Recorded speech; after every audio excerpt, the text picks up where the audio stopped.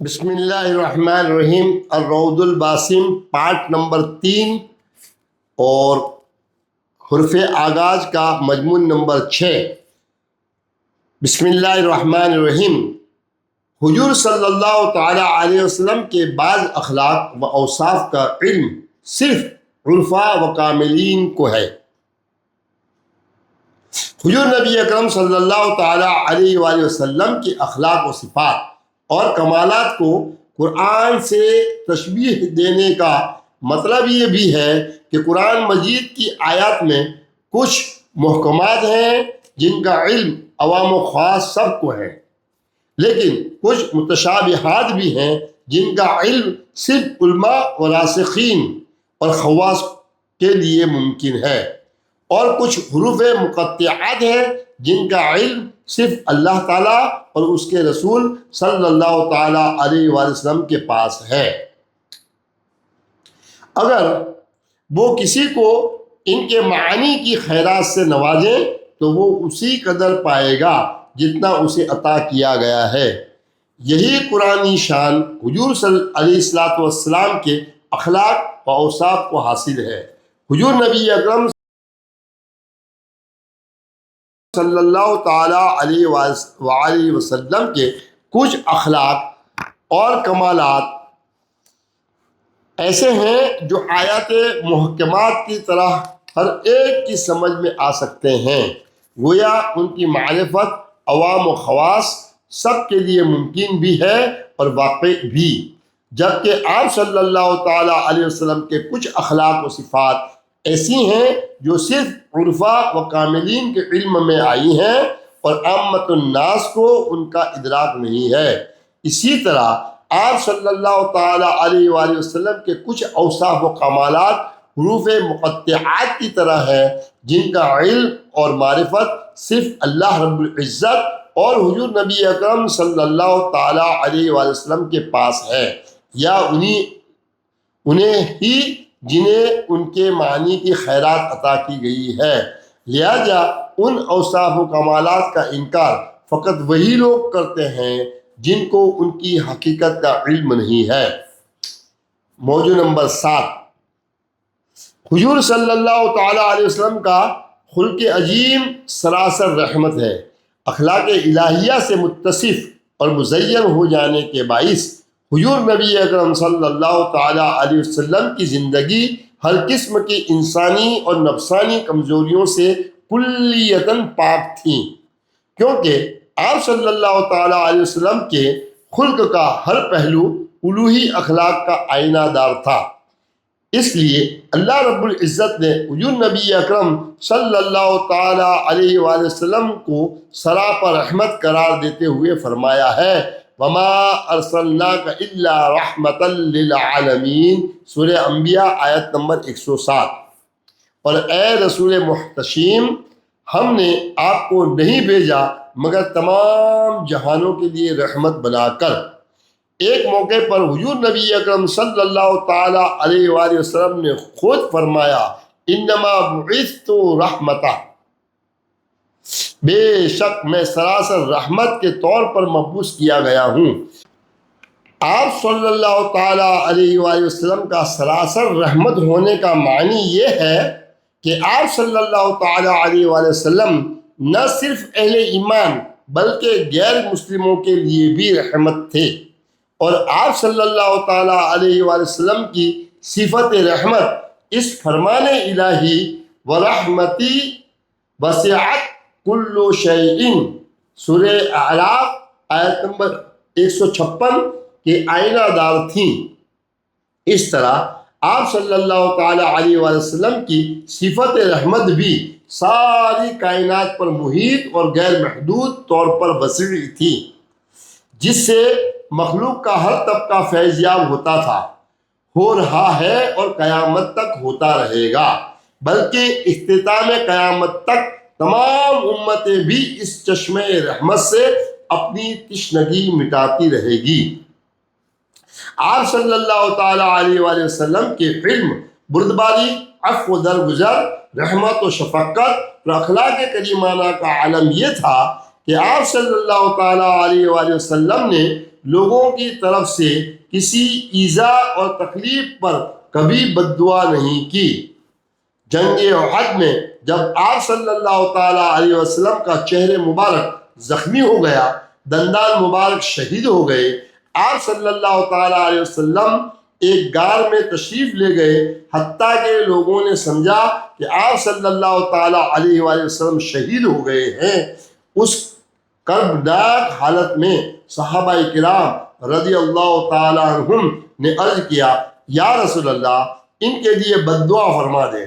لیکن آپ صلی اللہ تعالیٰ علیہ وسلم نے اس وقت بھی ان کے لیے درج ذیل الفاظ میں دعا کی، اللہم اغفر لقومی فإنہم لا یعلمون، اے اللہ میری قوم کو معاف فرما دے، انہیں سمجھ نہیں ہے۔ ایک روایت میں یہ الفاظ آیا ہے، اللہم اہد قومی، اے اللہ میری قوم کو ہدایت عطا فرما۔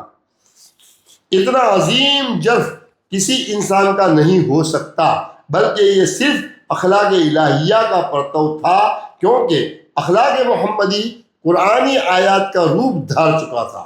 جس طرح اللہ تعالیٰ کفار و مشرکین کو بھی یکساں رزق دیتا ہے، وہ بیمار ہوں تو ان کو شفا دیتا ہے اور ان کی ہر حاجت پوری کرتا ہے، جو لوگ اللہ کو نہیں مانتے ان کو بھی دیتا ہے، اور کسی کے کفر اور شرک سے ناراض ہو کر اس سے اپنا رزق نہیں روکتا۔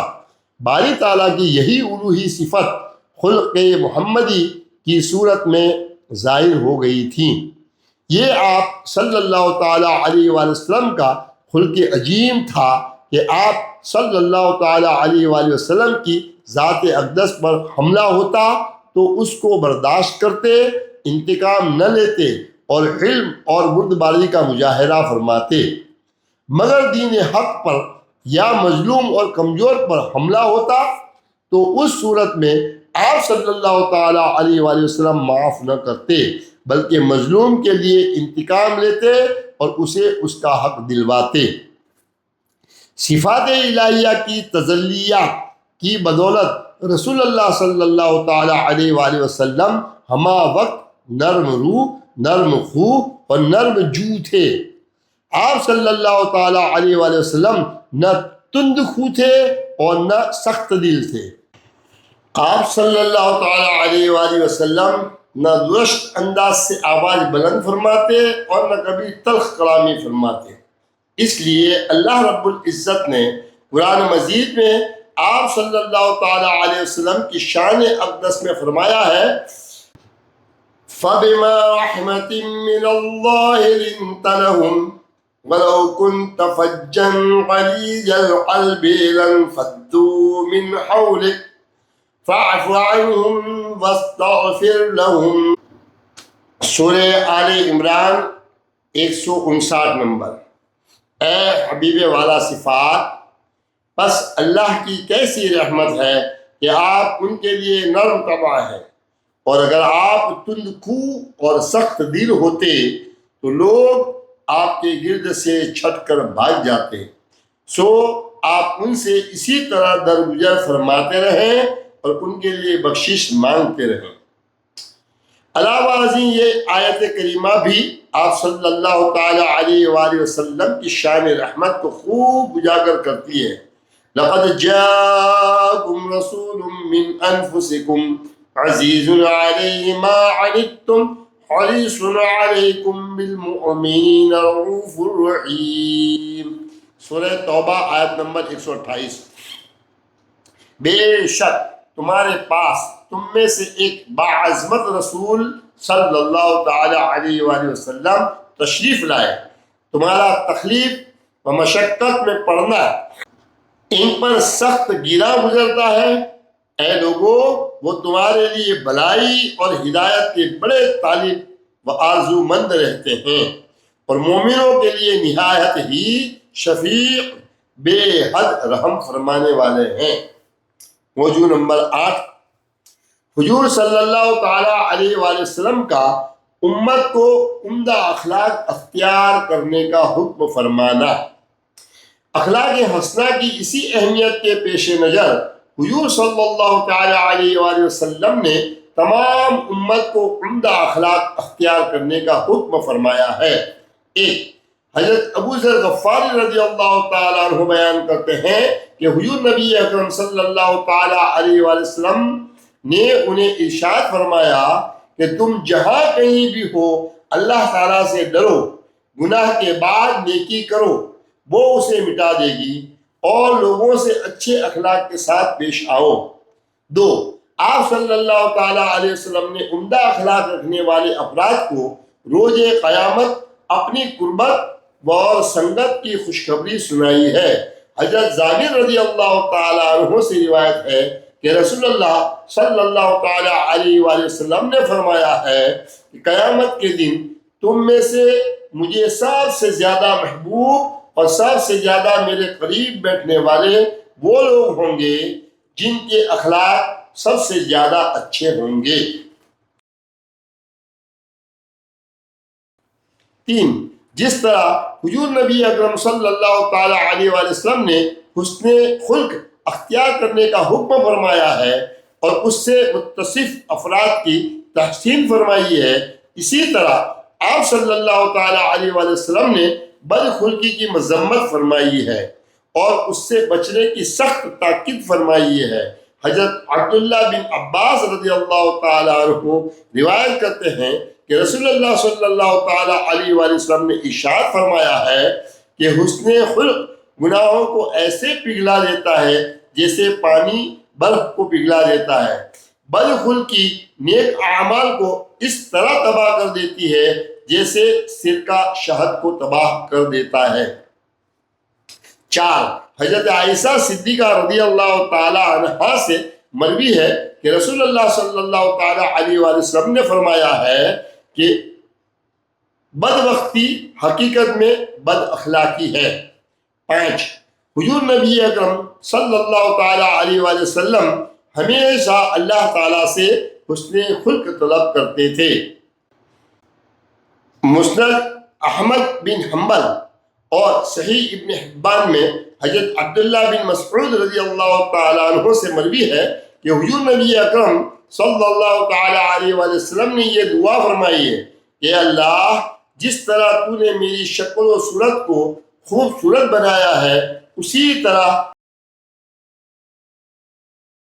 میرے اخلاق بھی خوبصورت بنا دے۔ آپ صلی اللہ تعالیٰ علیہ وآلہ وسلم کے اخلاق تو پہلے ہی نہایت خوبصورت اور عالی شان تھے۔ بارگاہ الہی میں اس دعا کا مطلب اظہار بندگی، ازدیاد خیر اور تعلیم امت ہے۔ اس سے امت کو یہ سمجھانا بھی مقصود ہے کہ اگر طبیعت، صلاحیت، مزاج اور اخلاق میں پہلے سے اچھائی اور عمدگی موجود ہوں تب بھی انسان اس سے بے فکر اور بے نیاز نہ ہو بلکہ اس کی حفاظت بھی کرے، اس کو مزید ترقی دینے کی ریاضت بھی کرے اور ساتھ ہی اس نعمت کے دوام اور اضافے کے لیے بارگاہ الہی میں لجاجت اور التجا بھی کرتا رہے۔ 6 نمبر، اسی طرح آپ صلی اللہ تعالیٰ علیہ وآلہ وسلم برے اخلاق سے اللہ تعالیٰ کی پناہ طلب فرماتے تھے، حالانکہ ان کا آپ صلی اللہ تعالیٰ علیہ وسلم کے قریب سے گزر بھی ممکن نہ تھا، یہ فقط تعلیم امت کے لیے تھا۔ حضرت ابو ہریرہ رضی اللہ تعالیٰ عنہ حضور نبی اکرم صلی اللہ تعالیٰ علیہ وسلم کی یہ دعا روایت کرتے ہیں کہ اے اللہ میں بدبختی، نفاق اور برے اخلاق سے تیری پناہ مانگتا ہوں۔ حاصل کلام یہ ہے کہ جس طرح جسمانی کمزوریوں اور عوارض کے لیے علاج ضروری ہوتا ہے اسی طرح انسان کی اخلاقی اور روحانی کمزوریوں اور بیماریوں کے لیے بھی علاج درکار ہوتا ہے۔ وہ علاج کبھی ریاضت اور مجاہدے کے طریق سے میسر آتا ہے اور کبھی اچھی صحبت اور مطالعہ اور سماعت کے طریق سے بھی میسر آتا ہے، مگر اس علاج کا تمام تر مدار حضور نبی اکرم صلی اللہ تعالی علیہ وآلہ وسلم کی اخلاق حسنہ اور اوصاف حمیدہ اور مواعظ جمیلہ سے اکتساب فیض پر ہے۔